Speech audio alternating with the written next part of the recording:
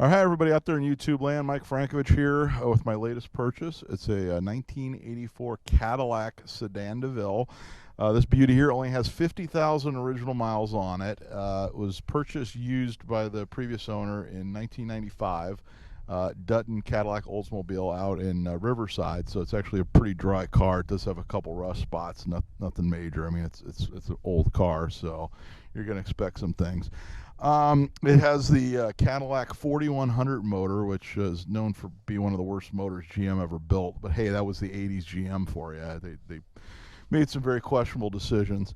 Prone to head gasket failures. I guess as long as you get one, I guess the engine was replaced by the dealer, under warranty. That the second motors weren't as bad, and then you still have to you have to change the coolant once every year or two and put these stop leak tabs in it. And I guess the motors will actually last a long time if you do that. It is severely underpowered, as you can imagine. It's a 4.1 liter V8 motor that's pulling around a lot of weight. I mean, it's a big Cadillac. You got to remember about 10 years prior, they were putting 500 cubic inch 8.2 liter motors in the Cadillac Sedan DeVilles, and so basically you got half the engine in a car that's maybe just only a little bit smaller. So yeah, not the most powerful thing on the road. It will not get out of its own way. You're not going to pass most things on the highway, but I mean, it's a Cadillac. It rides like a Cadillac. I actually just drove it back from Lake Elsinore, made it, and it's running pretty good. I mean, the people that had it, basically it was in a trailer park, and the lady that had it, she passed away, unfortunately. The family, I guess, was somewhere else. They weren't interested in the car, so they basically abandoned the car there, and it got put up they did a lien sale on it, which unfortunately means I'm going to lose the original blue license plates, because in California, once you lien sell something, they give you a new license plates. They won't let you put the original plates back on it.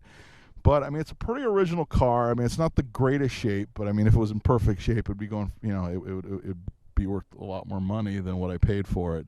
But overall, it's a good car. I don't know if we're going to do with it. I don't know if we're going to Lemons rally this car in August, or if I'm going to try to daily it until then. I don't really want to try to do the East Coast Lemons rally. I think it'd be too much to drive it all the way over there and then drive it back, because that's a lot of money in gas. But I'm going to video the car. I'm going to show kind of what's going on with the car, and I'm probably going to do some updates, like some of the work I'm doing to the car to get it ready. I mean, the tires are actually in pretty good shape. They're not cracked. They're white walls, which are correct for the car. The car does run great. It sputters a little bit at higher RPMs. I'm guessing it needs a tune-up. The car did sit a lot.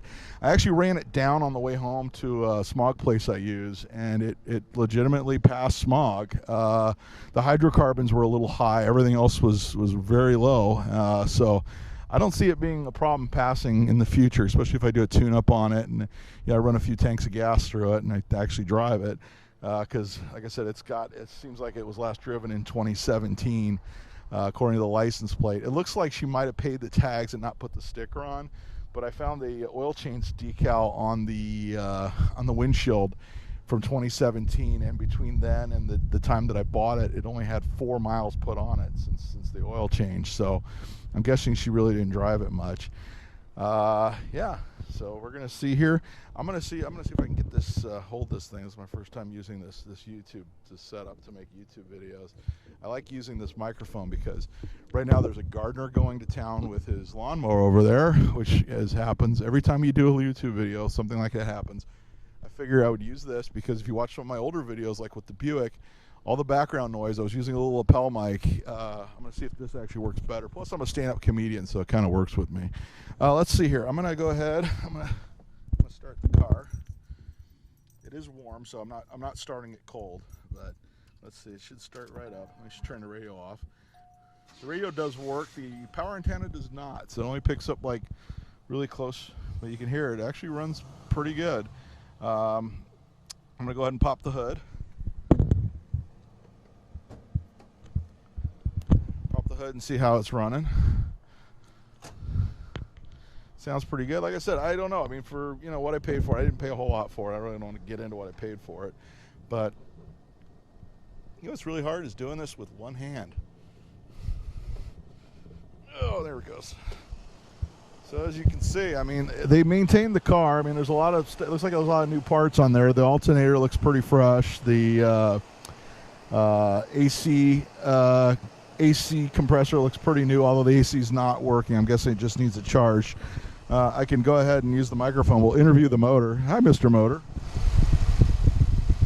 That's very good. So it's actually a really good running car, even though it's the 4100 motor. I'm gonna do a coolant flush on it with the tablets as required by GM, and I'm just gonna basically drive it, and we'll see what it does. If it's still reliable by August, I might just be using this for the Lemons Rally, and we'll see after that, because these cars have become pretty popular, especially among like lowrider guys, because I mean, let's face it, it's, you know, you can't exactly afford a 1964 Impala anymore. That stuff's just gotten way out of hand. So this and like the 80s Regals and the Cutlasses have kind of taken over for the Impala, for the lowrider guys.